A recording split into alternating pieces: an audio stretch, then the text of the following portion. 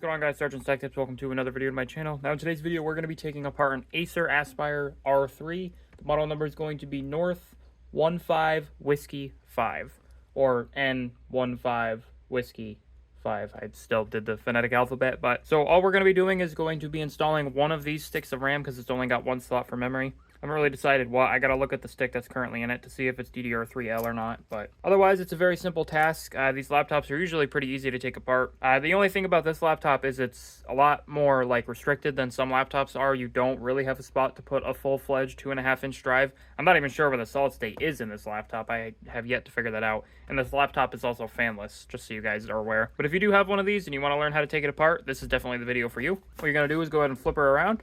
I do recommend having a nice placemat, kind of like mine.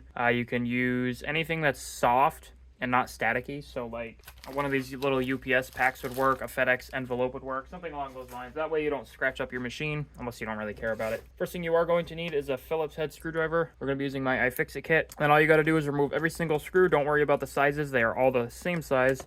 I've already been on this laptop, so I do know that these are all the same size. And the reason I've got this mat is so I can just put the screws right there without having to worry about losing them. Saves me a lot of time. All right, once you get all the screws out, you can put your screwdriver off to the side because you're going to need that again. Now, this laptop's actually really easy. In the back, there is a little piece of plastic that you can pull out for the SD card reader. Basically, all you got to do is pull up on that, and once you get a few clicks, you can go along the back of the laptop and then kind of like put your thumb under and push. I have spudgers, and if you got spudgers, I'd use them just because they make life a little easier. I got in here without them, but just like, oh, that'll work too.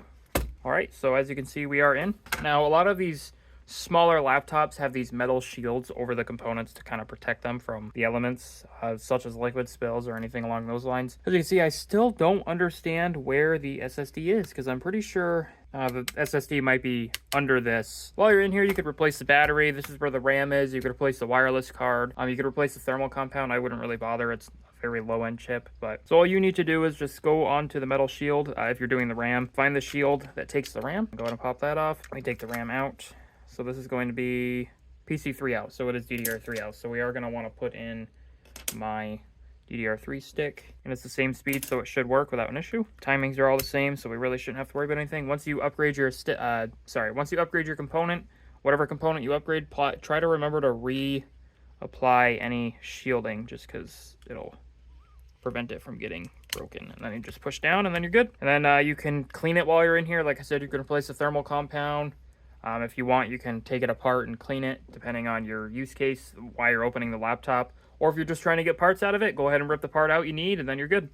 So to put the laptop back together, you just reverse the process, put the bottom panel back on, make sure it's all clipped in, and then put all the screws back in. I won't bore you with this, though, because this does take a hot minute. And one thing I recommend doing before even, putting all the screws back in, I've only put 2 in so far, I would go ahead and flip the laptop around. So if you've replaced the drive or RAM, or anything that would make the laptop not turn on, definitely test it before you go ahead and put the bottom panel back on. Oh, look at that. So we've got 4 gigs of RAM, and that's all you need to test. It's got a Celeron CPU in it, 32 gigabyte SSD somewhere. I bet you that's actually not a good thing because Windows 10 needs at least 60. So I think it's got an older version of Windows 10 on it. So I guess that helps, but Once you're done, go ahead and flip it back around and continue putting all the screws in. All right, once you get all the screws back in, make sure to put any dust covers or dust shields back. In this case, it's going to be the SD card reader. Really placeholder for that matter. But there you go. That's how you disassemble an Acer Aspire R3